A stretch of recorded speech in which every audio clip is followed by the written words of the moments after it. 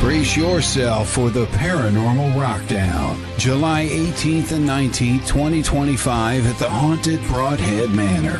Friday night, rock out with Dead Amsterdam, Left on Red, and headliner Green Jelly. The music may not be the only thing shaking these walls. Rumor has it the spirits love a good beat. Will you meet one? Saturday, meet paranormal legends like Dave Schrader, Sam Baltrusis, and more. Enjoy thrilling workshops, tasty treats, and a live Zoom Q&A with Dustin Perry. Dive into the ultimate paranormal investigation with expert guides. Or join a spine-tingling seance with Sam Baltrusis. Tickets are limited. Get yours now for an unforgettable weekend of music, mystery, and chills. Hello, everyone. Welcome to the Eternal X Wolfpack Paranormal, the podcast. I am your host, Shawn Ellis. And tonight we have a great guest, Mr. Nathaniel Elwell will be here in a few minutes as soon as I talk about something else. Last weekend I got to go to the powwow in South Carolina. And it was a really amazing thing to do. There was about 1,000 people there. And I also got to meet Ms. Lee Brown and Gwen Johns and Matt Brown and Mr. Cooper, Brandon Cooper. They were all great. And the Boo Crew. I'd like to thank everyone there that helped and showed me around. Had a great time there this weekend. We had some really cool stuff when we went on an investigation down at Kiwi Lake where the massacre took place.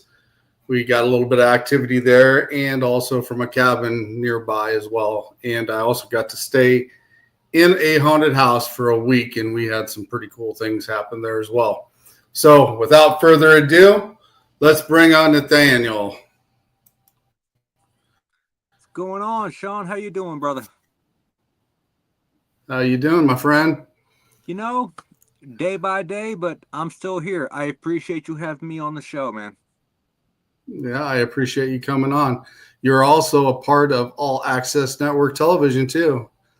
I am. Paranormal Unveiled podcast, Wednesdays at 9:30 p.m. EST. That's awesome. I'm glad you're part of our crew, guys. I mean, I love the crew. You do some amazing work. So I know that me and you've talked a little bit here and there, but let's dig into who Nathaniel is. How did you get into the paranormal? So that's kind of a loaded question. When I was growing up in Rochester, New Hampshire, we were living in an apartment building, and my brother used to hear marbles rolling down the staircase. Mm-hmm. So my brother is 2 years older than I am. And my parents didn't believe that he was hearing these noises. Well, we moved due to unforeseen circumstances. I'm going to leave it at that. I'm not going to put my parents' business out there. So we left due to unforeseen circumstances. So fast forward 20 years, the apartment building is getting torn down. The same apartment that we lived in, when they tore down the staircase, they found hundreds of marbles underneath the staircase. But him hearing the marbles rolling down the stairs is kind of what sparked my interest, but I've always had an interest. The first book that I ever checked out in a public library, which was at my school, was The 13 Alabama Ghosts in Jeffrey. And I love these books. The author, Catherine Tucker Wyndham, she's amazing. I've actually visited her home, actually, and she is awesome. And it kind of progressed from there. You know, I checked out that book. I did my 9th grade or 8th grade English lit composure on Area 51. So I don't just do the ghost thing, you know. I do ghosts, I do cryptids, I do UFOs, I do spontaneous human combustion, I do near-death experiences. I research every single aspect of the paranormal as it sits. As a matter of fact, my phone is currently sitting on a book that I plan to read, and I'll lift it up for you. Near-death experiences. Yeah, I got a few books that Ms. Lee recommended for me, and I'm definitely going to check them out and read them when I was down there with them guys this last weekend. I feel like for me, if you're going to get into the paranormal, you can't just stick to one aspect of the paranormal. You have to kind of delve into every single aspect. Whether or not you believe it exists, there's a lot of people out there that don't believe ghosts exist. There's a lot of Right. cryptozoologists that will tell you ghosts don't exist, but yet you believe in a creature that has been cited by millions of people that no one's ever been able to find. So why is a ghost any different? True. I've always had the experience when people were with me, there's like, oh no, they don't exist. But until they actually see it happen for themselves, like something move or an object roll across the floor, the door's closing by itself, and actually go back and we debunk it. Like we jump up and down on the floorboards, make sure it's not a squeaky floor joist that's making the door creak, or, the wind blowing and stuff. And then it's like, oh, whoa, it's kind of unexplained at that point. Why did it move? Right. Especially when you got two grown men that weighs over 200 pounds jumping up and down on the floor.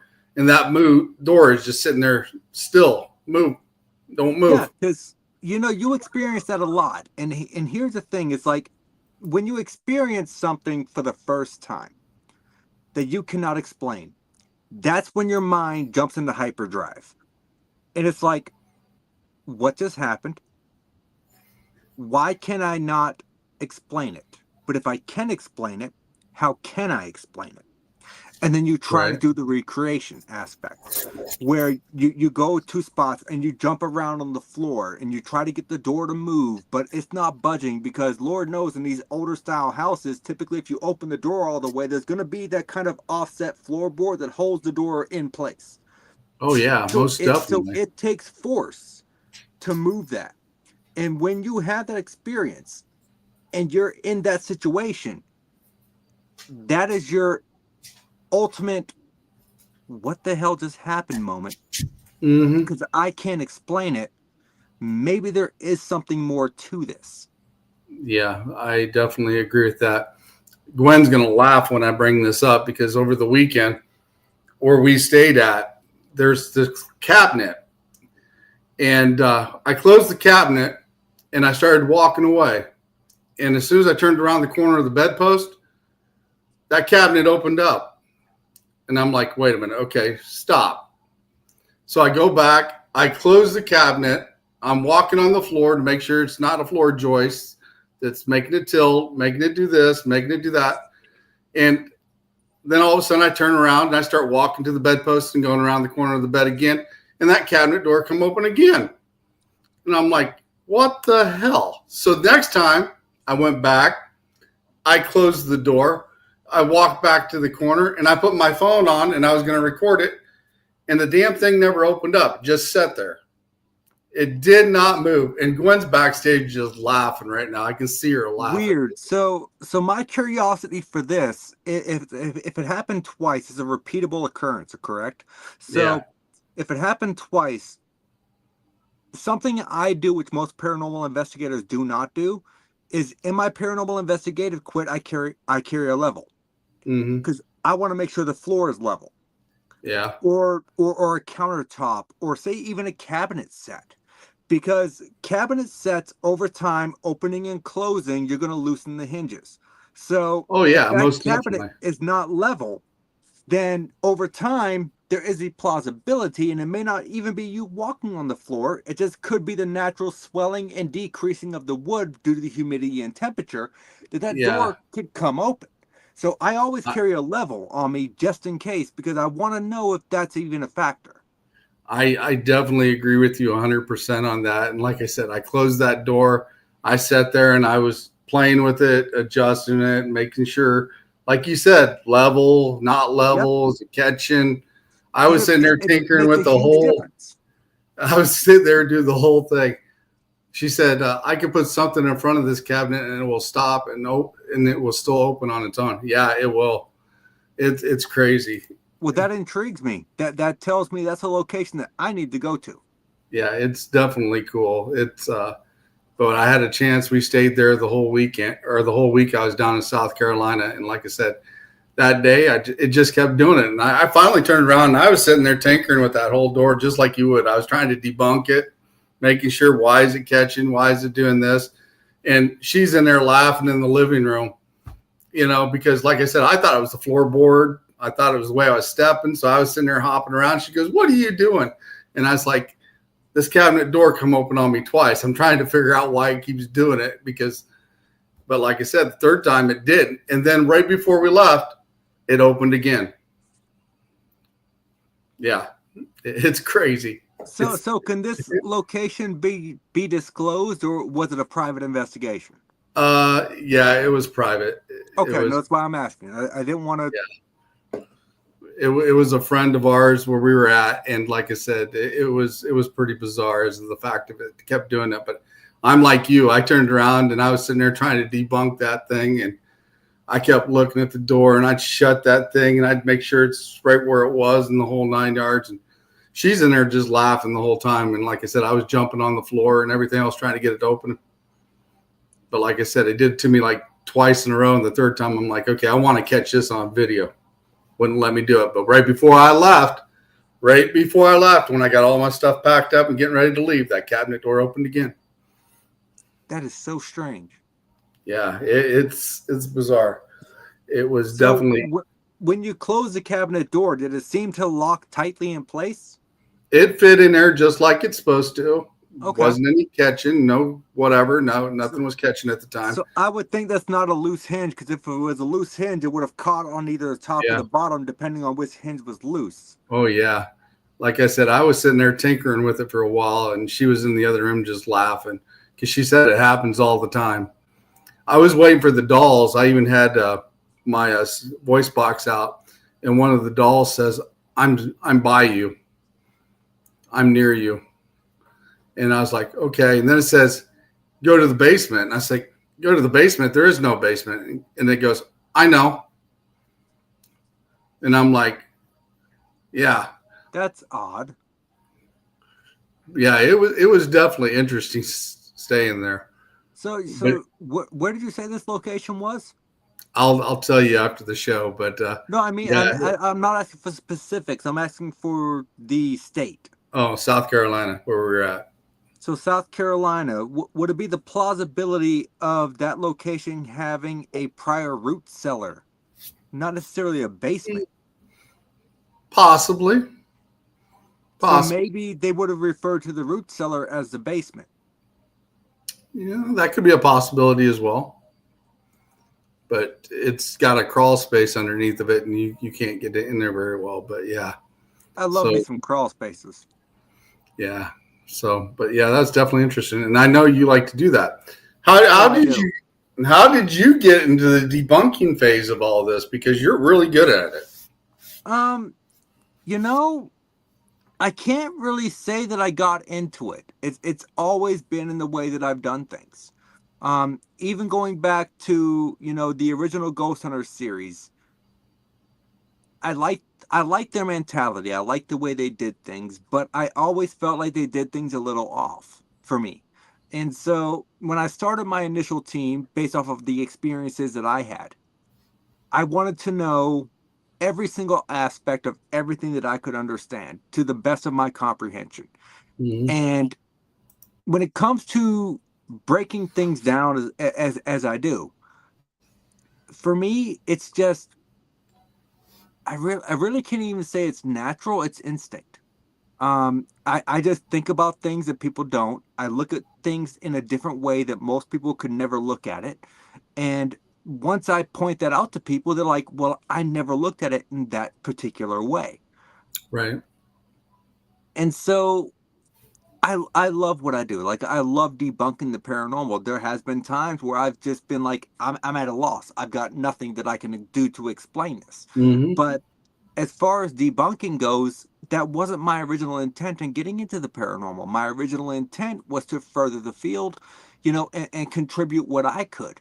And to be honest with you, and I'm not even going to sit here and BS you, because I'm not the kind of guy to BS, Mm-hmm. When I saw these shows, I saw the opportunity to possibly make money off of doing the paranormal, which is what a lot of people do now. Right. And I'm not afraid to admit that. I was supposed to be on Ghost Hunters Academy. I had to cancel my appointment for Ghost Hunters Academy because my ex-wife was pregnant, and so the world got Adam Berry instead. And I'm okay with that. I love Adam Berry to death. He's a great guy. I've investigated with him 4 times. He's amazing. He's an amazing human being. But, over the years, I realized that it wasn't necessarily about me making money. It was just utilizing the skill that I didn't even know that I had to make the paranormal a better place, to weed out those who are trying to profit when profit shouldn't be made. Right. I definitely don't like things that I know that's set up and done just to get ratings. I don't like that. I want them to see what I see firsthand. That's why I go live all the time when I do mics. So what I call see, people out by name or no? Yeah. So like I said, when I go live, you see what I see. So then if there's any questions, there's a discussion there because I'm watching it and I can tell them what's going on when it happens. And that's the best thing I like to do, is have people put their 2 cents in, saying, hey, I heard this, I seen this, and I go check it out. You need that. Because go ahead. Yeah, go ahead. It's your show. You go ahead. But yeah, I think that's a great thing because you're giving them the experience. Plus, firsthand, I'm sitting there. I can answer their questions. I can debunk it as well when I'm sitting there. So, yeah, it's like, that there's certain people out there, and, for me, Smug Puppy on TikTok is one of them. They have blocked me because I reviewed a few of their videos and physically shown how they created the portal. And so they blocked me. I don't like Sam and Colby, to be honest. I think they fake a lot of crap. I don't know how they ever gained their fame. I think they're a load of shit. That's the 2 young kids, right? Yep. I would love to have them on my podcast at some point, but yeah, I was trying to get them on because a friend of mine's granddaughter would like to see them. And I thought it'd be cool. I said, well, I'll see what I can do to get them on, because she was telling me about it, and then I would have them on the show as well and see what they do, but can't get a hold of them. From my understanding, they're amazing people, but do I believe that they fake things for views? Absolutely. And I can't stand that. And it comes tantamount to other paranormal shows out there, and there's a lot of them that I can call out. But I'm going to get blacklisted in my own time for my own podcast, so I'm not going to get blacklisted from doing your podcast. Right. But I'm not going to blacklist you because I'm on the same page as you. I want it to be authentic. I don't want it to be fixed, rigged, or anything like that. And what you see is what you get. And like I said, yes, if you have a question when I'm doing a live investigation, please ask. I will look into it when I'm sitting there. I can tell you, I've got a team coming on my podcast that they don't even know why I'm calling them out. So I'm really intrigued by this. It's going to be mid-October-ish. I was watching a live that they were doing on TikTok, right? Mm-hmm. There were noises coming from an area. And I shit you not. Can I watch my language? Do I have to watch my language? No, we got a rating going across the bottom. You're good, bud. I shit you not. They said, if you give us X amount of likes, we will put a device in that area where the noise is coming from. What? Come on. If you give us X amount of gifts, we will put a camera on the device. No, bullshit. That is you having someone standing in the other room making noises. You're using the paranormal for clout. You're using the paranormal for profit. I definitely agree. And like I said, I've always been the one that says, I want it authentic. I don't want somebody like you, no offense, but, calling me out and saying, hey, you're doing bullshit. I don't work that way. What you see is what you get. And I don't. I actually take that as a compliment. Yeah. And I think you're really good at what you do. And I mean, if I ever come across something, you're one of the first ones on my list that I'm calling and saying, hey, help me debunk this because I'm puzzled. I mean, if I can't figure it out myself, you are definitely one of the ones on my list because, like I said, I do like watching your show, and I have picked up some other things that you've, talked about that I put into my investigations as well. Well, I love So, that, and I appreciate that. You know, I hold that respect in the highest regard, whether or not you realize it. I do. And my thing is, I cannot wait to have these people come on my podcast so I can call them out and say, why are you asking for gifts? Why are you asking for likes when activity is happening and it's so rare that you can capture that on camera? Do you not think you can make more money by capturing it on camera than you're gonna make from your gifts from oh TikTok? yeah, Like most what definitely. what what the fuck are you doing? Yeah, it's like they're Sorry, working I ass didn't mean to drop an backwards. F-bomb. Sorry. Yeah, it's It no really problem, pisses man. me off. I definitely agree. I mean, it's like they're working ass backwards. I mean, I'd rather see the evidence for myself and have it recorded than Yes. having that sound. Okay, like you were saying, off in the distance. Somebody could be back there. Heck, get up. Let's walk back there. Let's find out what it is. Don't just sit Yes. there. You Let's know what? go. Most of these locations we go into, they're pretty well unsecured, right? Hmm. So you got broken windows, you got Oh yeah. doors that aren't completely secure. You're hearing a noise off in the background. It could be a fucking raccoon. It Hmm. could be honestly a vagrant or a vagabond, someone who just kind of took up shape in there and it was like, hey, I'm gonna live here. And It now could be you're a invading it could their be a territory. squirrel in the wall too. Yes, Making some of that noise. yes, it could be multitudes of things, but that's why you need to get off your ass instead of asking for gifts. Take a camera with you Yeah, and film what the fuck you're looking at. God, I keep no dropping. I'm doubt. sorry. This gets me passionate. I'm sorry You're fine, Nate. You're fine, bro. because I always I run. I can't stand that. I always run an NC-17 rating across the bottom because sometimes I'll drop that word once in a while myself. And like I said, I know you're passionate about what you do, and you're just like me. We want to know what's going on, why it's happening, and we're there to look into it for the knowledge and the experience of what it is. Yes, and I And and a I will lot, not. I will not be going live my full time at Broadhead, but my plan is when I'm in Broadhead Manor, if I hear something, I'm going to go live on TikTok and I'm going to show all of these wannabe paranormal investigators how to actually go and look to see what the fuck is going on. oh, Broadhead is definitely interesting. I have actually had the opportunity to investigate there 3 times. And I don't know if I told you this or not, but Bill was giving us a tour of where to go and where not to go right when we got there one night. The first time we were there, well, the first time I was there and one of my teammates. And we got down there by the boiler room. Well, I've heard about the boiler room. if you go left, you go to the boiler room, and then otherwise you go up the steps and you take a right. Well, everybody was kind of standing around, and I was like, "What the hell?"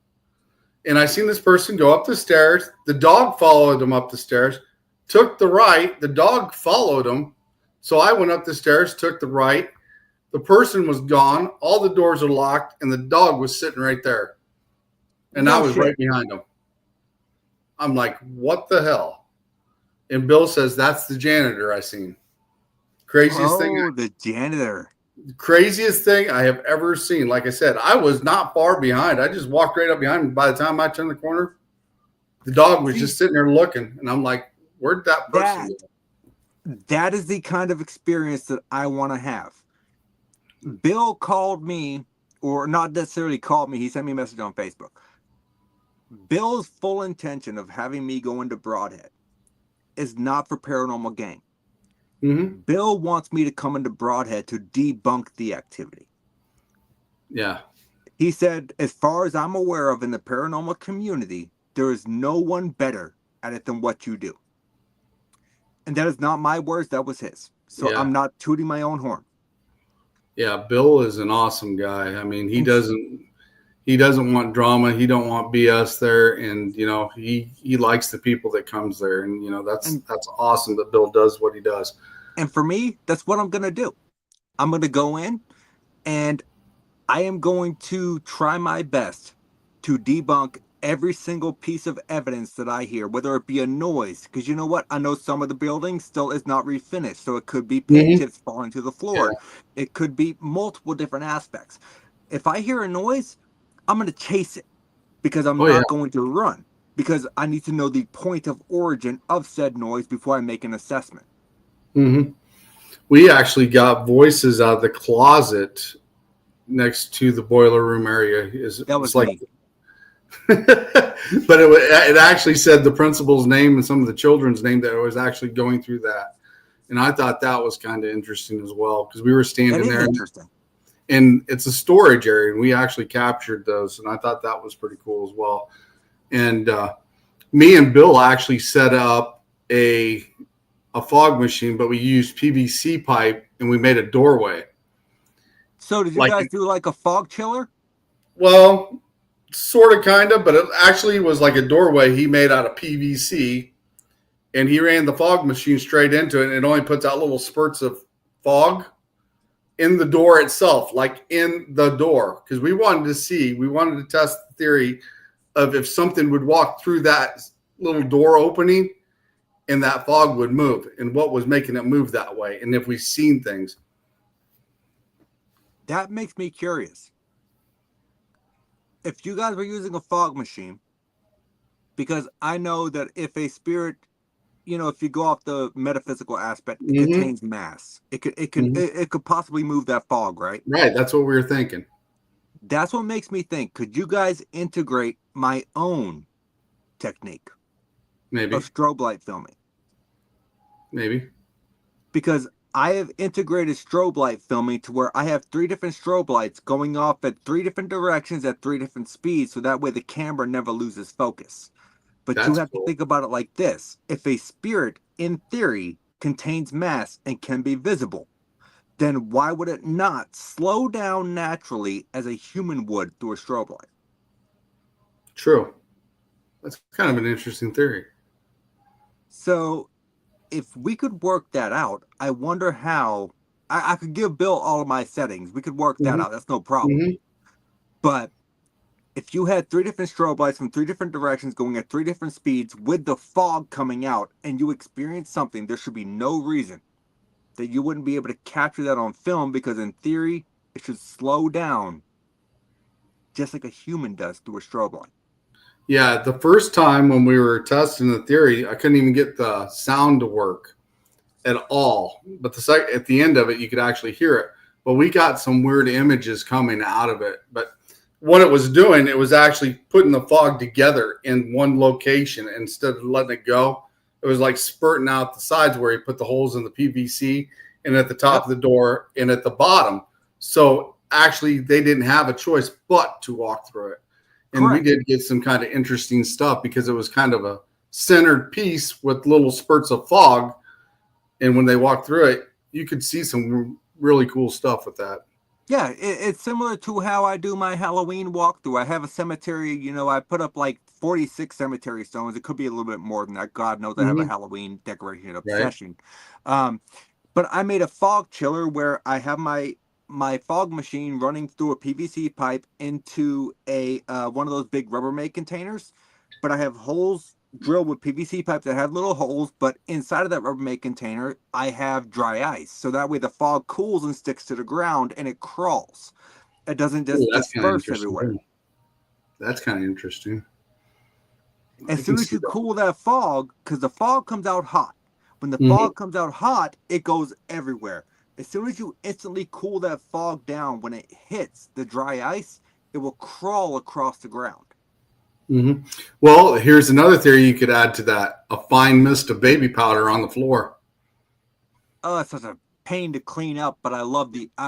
It really is such a good tool.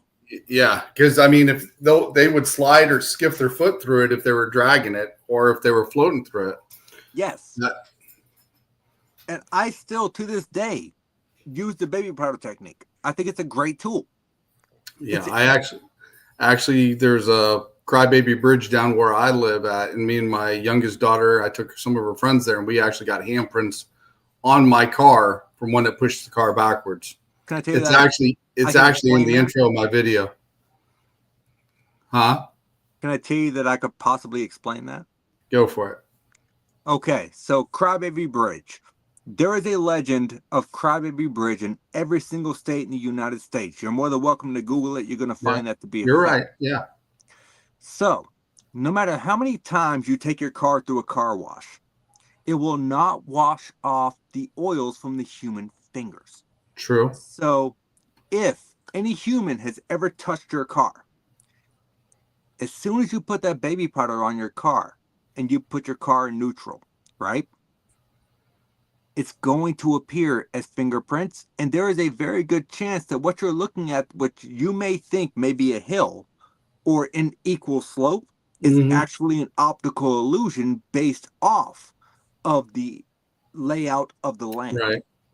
Yeah. So, unless you can do a 3D scan of that land, you might find a slight gradient in the angle. True. So, it could be a downward angle. That's why when you put your car in neutral, it's going to roll forward. And then when you go back and inspect your car, you're going to find fingerprints. Those fingerprints are based off of the original oils that were there before you ever put the baby powder there. Yeah, I can see that. I can definitely see that and understand that as well. And that is 80% of what you're going to find when it comes to these crybaby bridge rumors. Yeah, like I said, it was like 25 miles from my house in Warren County in Illinois. And we used to go there and walk the trusses when we were in high school and hang out there all the time. So it was a pretty cool hangout. We always heard things there when back at that time as well. And she got curious, so I took her out there and we were doing some experiments. But yeah, you're right. It could be the oils from your hand that's actually imprinted on the car. I do agree with that as well. That would be my take on it. And, it's like Gravity Hills. There's a lot of states that have these places that call Gravity Hills, where you park your car and it looks to be downhill. You put it in neutral and it kind of rolls. In all actuality, it's not, or it's supposed to be uphill, sorry. But in all actuality, it's not rolling uphill. It's the angle that it looks like, creating an optical illusion. Right. Typically Gravity Hills take place in front of railroad tracks. So railroad tracks have to be inset into the earth. They don't typically sit flat. So when you take that railroad track and then you implicate the fact of, oh, I think there's a paranormal energy here. You roll your car up there, you put it in neutral, you might think it's rolling up a hill.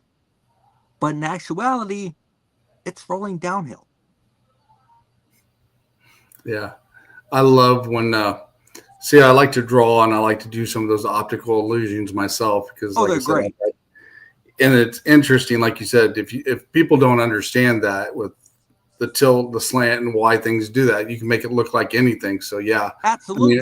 And I understand that theory, but some people, like you said, don't, and it's interesting trying to solve it to tell them and show them how it works. So that And the thing also is when you have someone that goes to one of these places and they do this experiment, right? You can bring out all the equipment you want. You can bring out GPR. You can bring out infrared technology as far as virtual mapping. Why am I spacing on what the fuck that is called right now? LiDAR. You can bring out LiDAR and you can show them, hey, this may look like it's uphill, but it's actually on a downhill gradient based on the degree of where the land falls. And they're still not going to believe you. Why? Because they experienced it firsthand. No, in their mind, it rolled uphill. No, it didn't. Yeah, it's like you said, it's the illusion of, and it's sometimes it is hard to explain. Most definitely. It is. And that's why I love what I do in the paranormal. Like, I look at things from a different point of view. I look at things from a different aspect. Yeah, I'm glad that, we've got people like you in the field that actually come back and, hey, you might want to check this out, or this is kind of my theory. What's your theory and how did you get it? So it's always kind of keeping us people like me, the ones that want it to be authentic, you're keeping us honest, and that's good. And I like that. And I love, and I appreciate that because I love to be authentic. You know what? 18 years in the field come July 6th. July 6th, I've been in this field 18 years. And I have never been deemed uncredible. Right. And there's a reason for that. It's because I do things thoroughly and I do things the way that they should be done. Right. And one of my favorite paranormal TV shows to debunk is I love watching paranormal caught on camera. I will debunk 75 to 80% of the videos that they're sent. I'm actually kind of shocked they haven't blocked me on TikTok or Facebook yet, or offered me a spot on the TV show that actually explains how in the fuck this shit needs to be done. Right. But yeah, I'm really shocked they haven't blocked me yet, but they haven't. So I'm grateful for that. It's good content. Like I said, I think it's awesome, the way you actually sit in there and debug things and debunk them. Because like I said, that's one of the things that I go in and I teach my team. It's like, hey, why is it doing this? Let's figure out why. If we don't have an explanation, then that's going to be our final answer. But otherwise, try everything possible. Try to make it shake. Try to make it move. Try to replicate it. And if we can't replicate it, then it's unexplained. Exactly. And another important aspect that's overlooked, is team safety. So, Shawn, I got to ask you, you guys go into a lot of decrepit locations like a lot of us do, right? Oh, yeah. Do you guys have anyone on your team that's certified in first aid or can use an AED? Yeah, we've got one. I've actually been trained to use one before. You know what? One is better than most. Yeah. Also, I have a nurse on the team as well, so that's the second one. That's great. That is awesome, because most people don't think about that. They overlook the safety aspect. You're going into these locations. There are so many things that can happen, and it does not hurt to have someone on your team that's certified in first aid response at least. Yeah, most definitely. I mean, we've actually been, when I was on my old team, we've actually been in buildings on the second story where you literally had to walk against the wall to catch the joists so you didn't fall through the floor. Yeah, I couldn't do it. Yeah, we've done that before. Yeah, I couldn't do that. But we were safe. We actually sent a drone up first and was looking through there and kind of looking to see what it was like. And then we kind of inch out on some places and put our foot down, and measure to see how that floor bounces. And if it's got too much give, we made sure we stayed against the wall, our backs against the wall where those good call joists stick out enough where you at least got something to stand on if the floor gave way. So, and normally I won't ever send any of my teammates up. It's me going up and doing it because, like I said, I don't want them falling through to get hurt or anything like that and having to drag them out. Same person. Probably. Because that's exactly what I would have done. I would have been like, look, guys, I don't know if it's stable. Please let me go first. Yeah. Because like I said, I do send a drone in once in a while and check things out and check the floor and everything, especially when there's no light up there. But we have had floors fall through before. And like I said, you stay against the side of the wall and walk through there real easy to get to the certain locations where you're at. And just make sure you don't fall through them. That's definitely for sure. Right. But do you agree with me? It doesn't hurt for any paranormal team out there that's a novice paranormal team watching this that are trying to get up and running or trying to get off their feet. It does not hurt to have a person on your team that is certified in first aid, certified in using an AED. I know they're expensive, but you can acquire one. Right. But it does not hurt to have that just in case something severe happens. Yeah, and CPR as well, Yes. But and even Narcan, because God forbid, you never know. Yeah, I agree. Safety of the team always comes first. That's one thing I always emphasize when my teams go out, especially like certain areas, because we'll be going out here pretty soon to what they call the steel dam. And several people fell over the rail and actually drowned there. And they've had boating accidents there at the dam as well. And we're going to go back there for a second round because after we went off the air of the investigation we had the first time there, we got a lot of activity after everything was shut down. Of course. And the fact is, one of the weird things we got on our spirit box, you remember like the old phones when you would dial them up and you'd call somebody and the phone was busy and it would go, ah, ah, ah, ah, ah, ah. Yep. We kept getting that. And I'm like, what the hell? To me, that's maybe somebody in the area, or somebody might be buried, or somebody in a location trying to call out, because there's no signal. So one thing I told the team, I was like, spread out. Let's double check everything just to make sure there's nothing laying around that we missed, Right. But we're definitely going to go back and look, because there has been kids actually disappeared in that area. That's concerning. Yeah, that's why we're going to go back. If it was adults going missing, let's be honest, they could be crackheads, they could be drug addicts. Oh, yeah. It could happen. But kids disappearing, yes, concerning. Yeah, that's one of the reasons why we're definitely going to go back to that area. One of the spirits that a little girl actually died there. And I knew about it the first time we went. So I left her a crystal, and I buried next to her monument there, her little memorial she's got. And when we came back, it come over our box. It says, "I remember you." And I thought that was pretty cool. That's direct contact. Yeah. So, because I did leave her a crystal before I left, just for a memorial thing.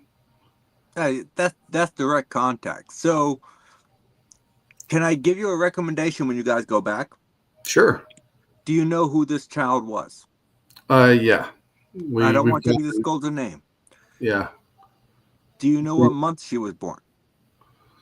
I'd have to go back and look what we had written down and what was in the obituary that we found, but yeah. If you could figure out what month she was born, if you can acquire her birthstone, bring it out to the site, bury it. That's a good idea.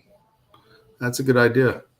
One of the other things that was really unusual about that investigation, because we knew about the girl and we knew about a couple others there. But the funny thing about it is we got some names, and we went back to my teammate's house. We started going through the footage, and we were writing down the names. So then we started looking for those names in obituaries. Well, the names that we got were people that were still alive, the ones that were trying to save the person that drowned. Interesting. That was cool. That's another reason. No, that is cool. I can't say I've ever encountered that before. That was definitely unique because, like I said, we did not know anything about them until we started looking up people that died there, and those names happened to be brought up in the obituary of people still living. So it's like the spirit was asking about the person that was still living. So could the spirit have been asking about the person who's still living for you guys to deliver that said message of they're going to be okay? It's possible, yes. That's how I would take that. Yeah, we're definitely going to start digging into it more when we go to this next round, when we go back. Well, if you need any help with research, do not hesitate to reach out. Oh, yeah. That's definitely one of my specialties. Definitely. We've also going to go to another place that had two cars that went into the river, and bodies were found in them, and they pulled them out. And one of them happened to be my friend on the team, one of her best friends that died in that accident. They pulled him out of the river.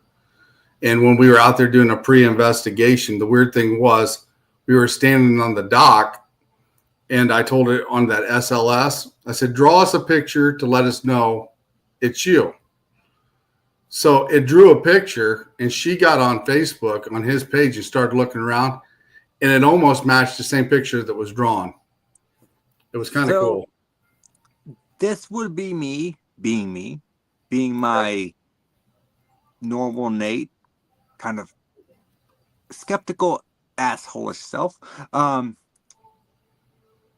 If you have someone that's personally tied to that specific investigation, would you ask them to step back from it because of the personal ties? Because that could, in a way, contaminate any evidence you get. It could be subject to contamination. Yeah, it could be. You're right about that. It's a possibility. So even if it's they're still willing, they can still go on any other thing, but if they are too close to the investigation, it's similar to like a police officer. If they're investigating, the death of a family member, the police office will ask them, step back from the investigation because you're too close. Oh yeah. Yeah. Like I Does said, that make it sense? was pretty, yeah, it does make sense. And like I said, we did get some reactions from her when she was out there. And like I said, the pictures were similar because it was on her phone and my phone, two different phones. And the pictures come up similar. And we thought that was very odd as well. It is And odd. and the other odd thing was when we were sitting there, his girlfriend at the time happened to walk up the other side of the bar or the dock on the other dock. And she was sitting there for a few hours, just kind of sitting there.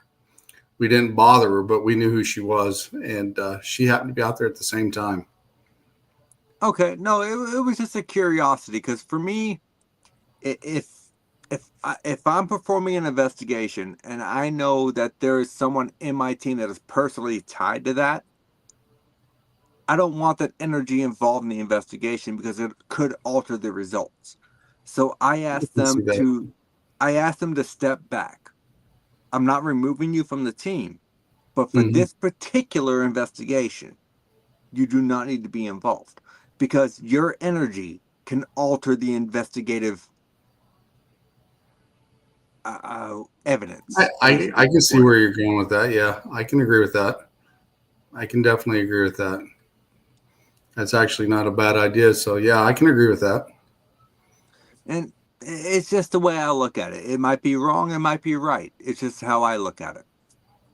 Yeah, it's actually a good idea, to see if we get different results without her being there.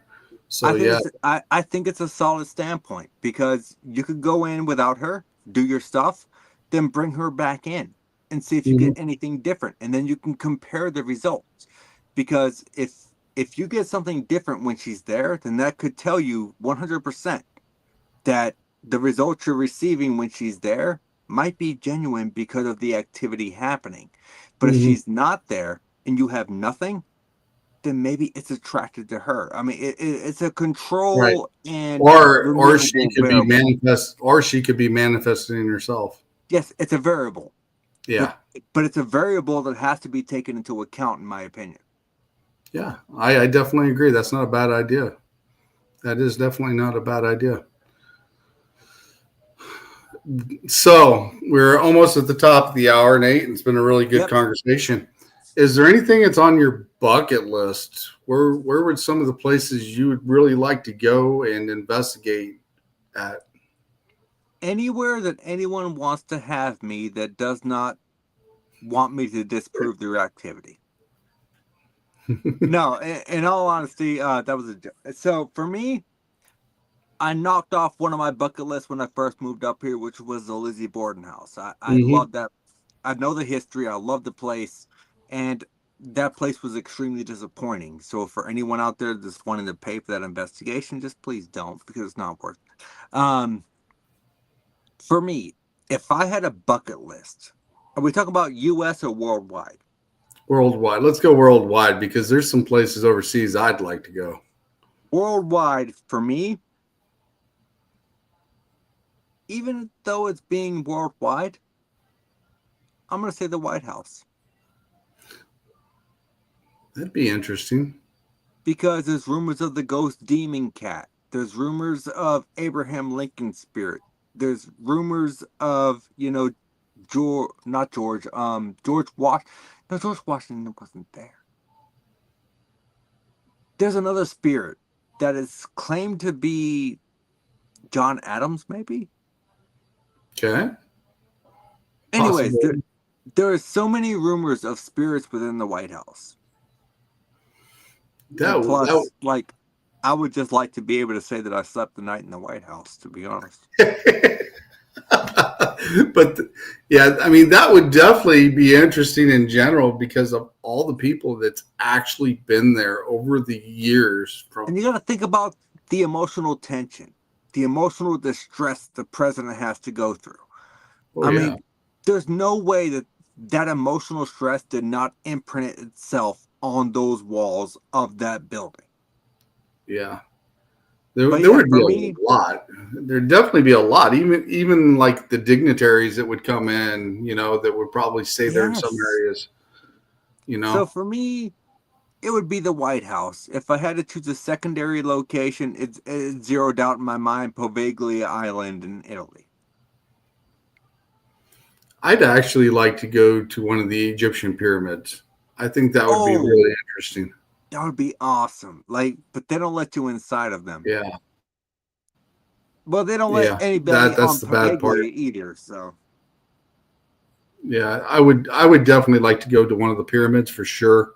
That's definitely on my list because all the stuff that's in there and the hieroglyphics and everything on the walls and some of the things that we've probably seen similar and some of the stuff that we've seen, does it link together? Why does it link together? For me, it's so weird. And I know this is kind of getting into the ancient astronaut theory, which me, I study every aspect of the paranormal. It's not just ghosts. I looked into cryptids, UFOs, everything. Mm-hmm. So it's so weird to me how the major pyramids in Egypt align with a star constellation. That was not done by accident. Oh, yeah. It's like that castle in Florida that somebody showed me over the weekend, and I can't remember the name that made it. I see Thomas down there. Thomas, you can come with me, but I'll tell you what, motherfucker, this time I'm Big Spoon. You better watch it. He might get you poking the cow. You know what? He might. He might. But yes, it's for me. It would be stupid to assume that the pyramids were aligned in such a way that they aligned with the constellations of Orion's belt, with no outside interference. Like, there's no way the Egyptians could have known that. Just as Stonehenge, there is no way that when the people that built Stonehenge would have known that they perfectly aligned every single stone with every single solstice of the calendar year. There is something different going on that people do not realize is going on, or they refuse to recognize it. Right. Thomas said, "Don't fall off the Lincoln bedroom bed." Ha ha ha ha. Let me tell you, brother. I do what the fuck I want. You mind your business. Well, Nate, we are definitely close to the top of the hour, and I definitely appreciate you coming on the show tonight. It's been a great conversation. I appreciate you having me on. And I definitely like your show, and I like how you do things. I like your approach, and like how you debunk things. And I actually learn a lot listening from you as well. And I think that's awesome that you're doing things like this, because it also gives me a lot of ideas. I mean, even when they have the supernatural and killer shows, I listen to all that, and put it together with some, because it's got supernatural linked into it as well. Look, that's what got me in trouble last week, and I'll talk to you about that later. But anyway, yeah, I mean, you guys open everybody's mind because you dig into them so deep and how you do it, and I think that's great.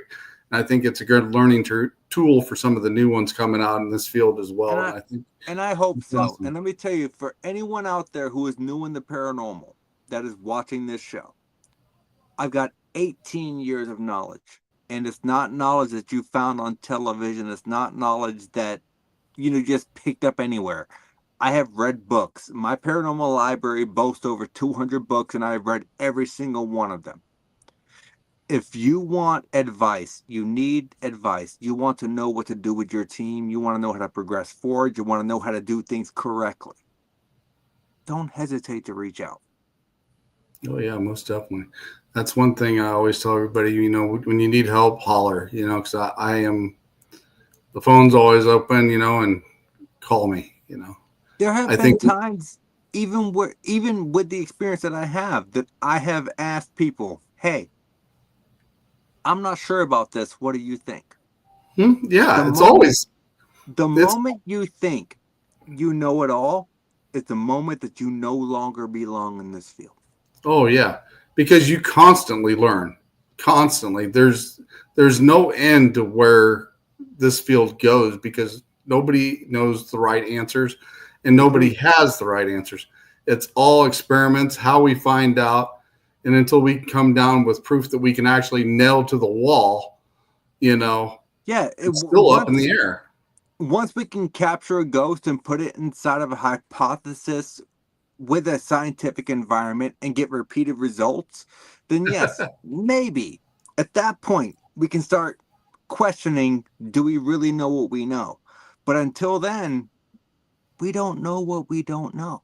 So there's no harm in asking someone who has more experience than you do for help. Well, yeah, If they don't want to help agree. you, if they do not want to help you and they ignore you, then they're in it for the wrong reason. Oh, yeah, I definitely agree. Me and you think a lot alike, and that's one of the reasons why I like watching your show, because like I said, even sometimes you pick up on some new stuff that you can put into an investigation that you didn't think of at the time, but the next time you go out, you can always add it. You can. Absolutely you can. So, but yeah, that, like I said, I love watching you guys' shows, and I like watching everybody's show that is actually on All Access Network television. It's great. They got a lot of good single show. I can't always catch them all because, well, I got other podcast invites and all that other stuff. But I love everybody on this network. I think every single show is great. And Thomas, I got something for your rabbit hole next time. We need to get Thomas to come to the Paranormal Rock. Hang on, that might have been a little bit more than PG.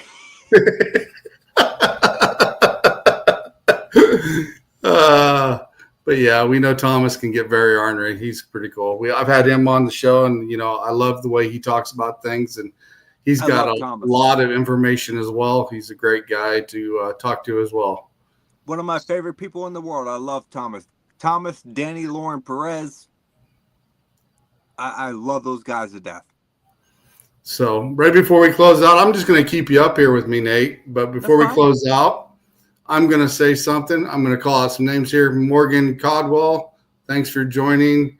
Gwen John, she's hiding in the back, in the studio back here. Joe Aldridge, thanks for coming in. Thomas Patrick Gormley, great guy. Check him out. He's full of vast information. I cannot pronounce her name. Ajaya DePezlo. Oh, I've had issue with that one as well. Aja DePezlo. There we go. I've had issue with that one as well. I had to slow it up. Thanks for stopping in. And I would like to thank everybody, because this last week we actually passed 1,000 followers. And I greatly appreciate every one of you turning in and watching the show and catching all the shows from All Access Network television as well. And I greatly appreciate all them guys as well. And thanks for the great weekend I had with you guys up there in South Carolina.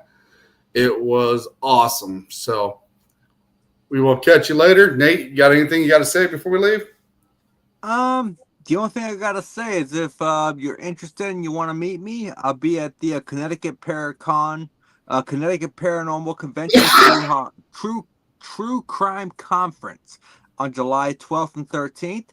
I'll be at the Paranormal Rockdown July 18th and 19th. I'm actually getting there a day early, but you can't meet me then because that's a special event. September 6th and 7th, I'll be at the Maine Paranormal and Horror Convention. And if you want to watch my breakdowns and as far as what we were talking about, as far as my skepticism, you can find me on Static Voices at TikTok. That's awesome. And I will say one thing. I will be there at the Paranormal Rockdown, so I will be able to meet you there as well. You will. I will be at the Rockdown. I look forward to shaking your hand, and we got to take a selfie together. Yeah, we will definitely do that, and maybe we'll even go to that one location you were talking about. We'll drive out. You know what? I love it. Let's do it. Because we'll go out there and check that out for sure. But I would definitely be at the Paranormal Rockdown. Nathaniel will be at the Paranormal Rockdown. Come see us in July. And everybody have a great night. And thank you again, Nate, for coming on the show tonight. Thank you guys. And thank you for everyone that tuned in. Have a great night, everybody. Have a good night.